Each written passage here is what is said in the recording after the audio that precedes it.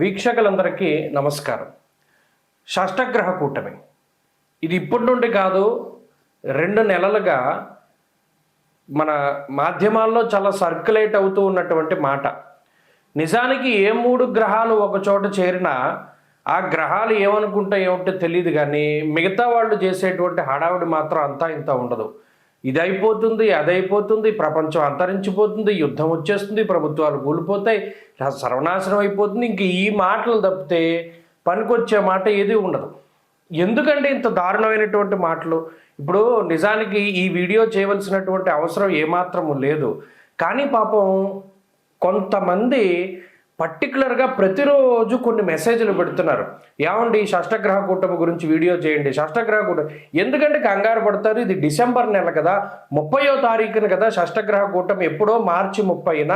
ఇప్పటి నుండి ఎందుకంటే మనం చేయడం అంటే అబ్బాయి అసలు నాకు నవంబర్ నెల దగ్గర నుండి విపరీతమైనటువంటి మెసేజ్లు. సరే, అసలు దీని గురించి చూద్దాం. నిజానికి వీటన్నిటి గురించి మన భవిష్యదర్శిని ప్రతి సంవత్సరం రాసేటువంటి పుస్తకాల్లో దేశారిష్ట యోగాలు, కాలసర్పము, లేకపోతే ఇటువంటి కూటములు, లేకపోతేనేమో వర్షాధిపతులు, ఆరుద్ర నక్షత్ర ప్రవేశాలు, అన్నిటి గురించి మనం రాస్తూ ఉంటాం. అయితే ఎందుకు దీన్నింత భయపెట్టేటువంటి విధంగా చేస్తున్నారు అన్న విషయం మరి అయితే మనకు తెలియదు. నిజానికి ఈ వీడియో ఎక్కడా కూడా స్కిప్ చేయకుండా చూడండి. అసలు ఈ షష్టగ్రహ కూటమి సంగతి ఏంటి అనేటువంటిది మీకు చాలా వివరంగా చెప్తారు. ముఖ్యంగా ఈ షష్టగ్రహ కూటములు కానీ, పంచగ్రహ కూటములు కానీ, లేకపోతేనేమో సప్తగ్రహ మాలికా యోగాలు కానీ, ఇవేవి ఎప్పుడో 180 ఏళ్ళకి, 200 ఏళ్ళకి, 1000 ఏళ్ళకి ఒకసారి వస్తున్నాయన్న మాట అయితే అవాస్తవం. మీరు గమనించి చూడండి, జూన్ నెలలో 4, 5 తారీఖుల్లో వృషభ రాశిలో పంచగ్రహ కూటమి ఏర్పడింది. అప్పుడు అదే గోళ, పంచగ్రహ కూటమి వచ్చింది వృషభ రాశిలో, ఇంకేం లేదు, మనకి ఇంకో కరోనా వచ్చేస్తుంది, లేకపోతే భూకంపాలు వచ్చేస్తాయి, ప్రళయాలు వచ్చేస్తాయి, ఇక భూమి అంతరించిపోతుంది, ఇవే మాటలు. మరి గమనించండి, మనం ఒక యాంకర్ అడిగిన ప్రశ్నకి నేను చెప్పాను, ఏమండి పంచగ్రహ కూటమి అది వృషభ రాశిలో పడుతుంది, వర్షాలు పడతాయి, అకారణమైనటువంటి వర్షాలు పడతాయి, తప్పితే ఇంకేమీ దీనివల్ల జరగదన్నాను. ఆ తర్వాత స్టూడియోకి వెళ్ళినప్పుడు ఆవిడ గుర్తుపెట్టుకుని చెప్పింది, నిజానికి మా హైదరాబాదులోనూ లేదా రాష్ట్ర వ్యాప్తంగా కూడా వర్షాలు పడ్డాయండి, అసలు అది సందర్భం కాదు, జూన్ నెలలో భయంకరమైన ఎండలు ఉన్నాయి, అయినా వర్షం పడింది అని ఆవిడ చెప్పింది. ఇలా ఏంటి అంటే ప్రతిదీ కూడా అరిష్టయోగం కింద ఉండదు. నేను చెప్పదలుచుకుంది ఏంటి అంటే ఇప్పుడు అటువంటివి చాలా జరిగాయి. ఇప్పుడు మొన్న జూన్ నెలలో పంచగ్రహ కూటమి జరిగింది, ఇప్పుడు ఈ మార్చిలో షష్టగ్రహ కూటమి వచ్చింది. అంత మునుపు 2019 డిసెంబర్ ఆ ప్రాంతంలో మకర రాశిలో, ధను రాశిలో కూడా కూటములు జరిగాయి. అయితే కరోనాకి ఇది కారణం కాదు. ప్రధానంగా మీరందరూ గుర్తుపెట్టుకోవాలి, కరోనాకి ఇది ఏమాత్రం కారణం కాదు. అతిచారగతే జీవౌ శనౌ వక్రత్వమాగతే హాహాకారాం జగత్సర్వం దుర్భిక్షం క్షామడాంబరం చాలాసార్లు శ్లోకపూరితంగా చెప్పారు. ఏంటండి అంటే ఆ గురుశనులు కలిసి ఉండడం, ఆ కలిసినటువంటి యుద్ధి కూడా అతిచారగత జీవౌ శనౌ వక్రత్వమాగతే. గురుడు అతిచారంలో ఉండి శని వక్రంలో ఉండగా వారిద్దరూ కలుసుకున్నారు కాబట్టి అది ప్రత్యేకించి మనకు కనబడింది కూడా ఆ కలయిక. మీరు గమనిస్తే అది మన దాంట్లో చూడొచ్చు, ఏది మన ఈ గ్రహాలను చూసేటువంటి దానిలో మనం చూడొచ్చు అని చెప్పి, టెలిస్కోప్ సహాయంతో చూడొచ్చు అని చెప్పాం.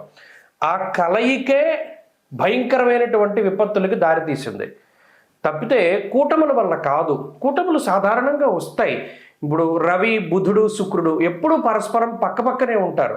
ఒక్కొక్కసారి వీరితోటి కుజుడు కలిస్తే 4, అమావాస్య వస్తే చంద్రుడు కూడా కలుస్తారు. అంతే తప్పితే పెద్ద ఇది మనం ఆలోచించదగ్గ విషయం ఏం కాదు. కానీ ఇప్పుడు సరే, ఇందులో ఉన్నటువంటి లోటుపాట్లు కూడా మనం గమనిద్దాం.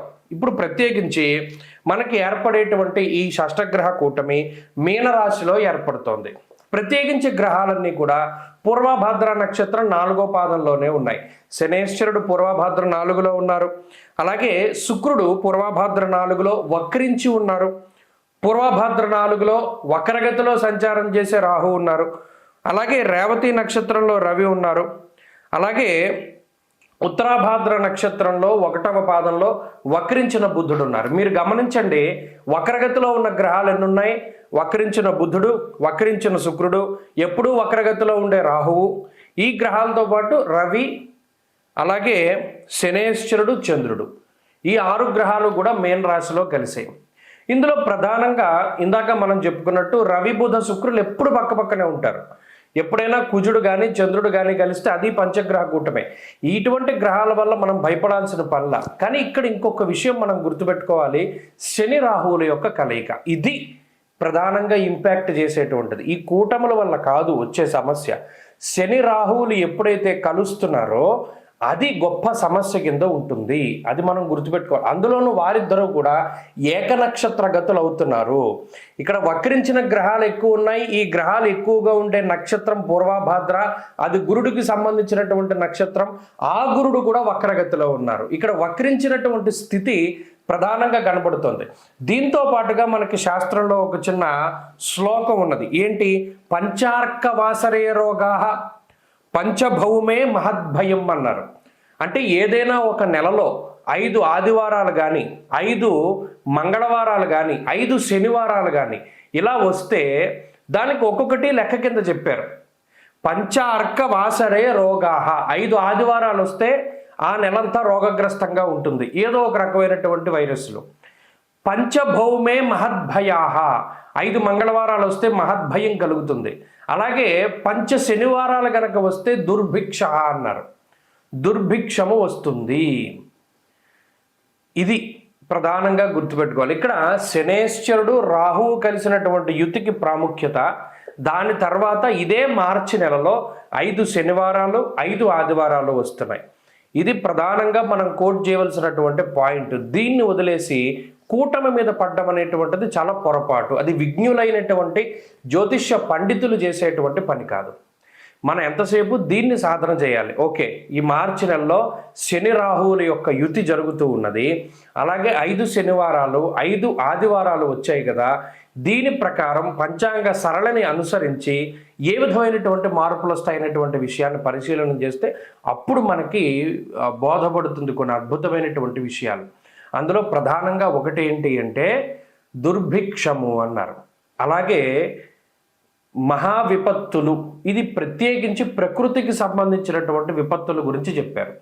ఇక్కడ ప్రచండమైనటువంటి గాలులు, అలాగే శనేశ్వరుడు రాహు యొక్క కలయిక వల్ల గాలి ద్వారా వ్యాప్తి చెందేటువంటి అనేక రకాలైనటువంటి సమస్యలు, అలాగే ఎక్కడైనా భూమిలోంచి వచ్చేటువంటి గ్యాస్ ఏదైతే ఉన్నదో దానికి సంబంధించినటువంటి విస్ఫోటనములు, ఏదైనా ఒక గ్యాస్కి సంబంధించినటువంటి కర్మాగారాలు కానివ్వండి, లేకపోతే ఏదైనా గ్యాస్ ట్రాజడీలు జరుగుతూ ఉంటాయి, అటువంటి వాటికి ఎక్కువ అవకాశం ఉంటుంది.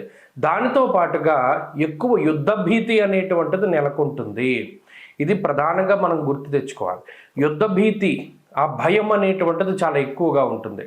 ఈ యుద్ధము అనేటువంటిది అంతర్లీనంగా జరగచ్చు, అంటే వితిన్ ద దేశంలో జరగచ్చు. అలాగే ఇంకొక విషయం ఏంటి అంటే వర్ష లగ్నాత్తు అష్టమ స్థానంలో కూడా ఈ షష్టగ్రహ కూటమి ఉంటుంది. మరి ఈ వర్షలగ్నం జగర్లగ్నం అనేటువంటి విషయాలు ఉంటాయి.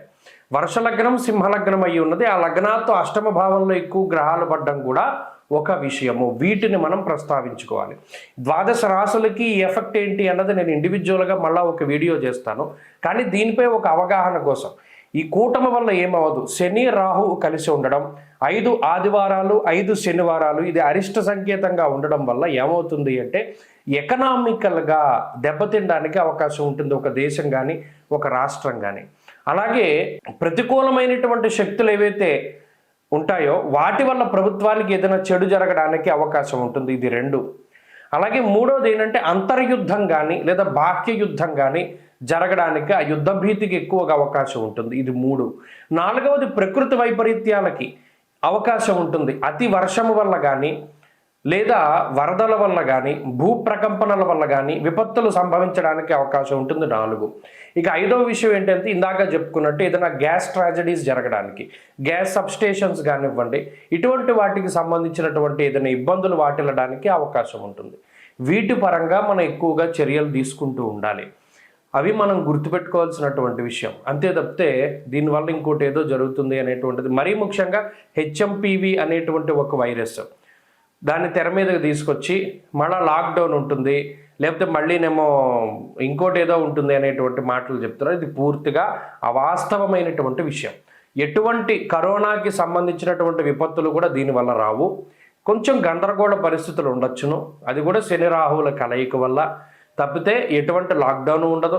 మరలా కరోనాలో వచ్చినటువంటి సిచ్యువేషన్కి ఈ గ్రహస్థితి ఏమాత్రం కూడా దారి తీయదు అనేటువంటి విషయాన్ని పరిపూర్ణంగా మనం దృష్టిలో పెట్టుకోవాలి. ఇది ద్వాదశ రాశుల వారికి ఇంపాక్ట్ చూపెడుతుంది. కొన్ని రాశులపై పూర్తి చెడు ఫలితాలని, కొన్ని రాశులకి పూర్తి అదృష్టాన్ని, విపరీత రాజయోగాన్ని, ఓవర్ నైట్ స్టార్స్ని కూడా చేస్తుంది. కాబట్టి ఆ విషయాలు మనం మరొక వీడియోలో ఇండివిజువల్గా రాశులకి చెప్పుకునేటప్పుడు చెప్పుకుందాం. అంతవరకు కూడా మీకు ఏదైనా దీని మీద సందేహాలు ఉన్నా కూడా మనకి కామెంట్ రూపంలో తెలియజేయండి. చక్కగా దీనికి సంబంధించిన సందేహాలు నివృత్తి చేస్తూ ఉంటాం.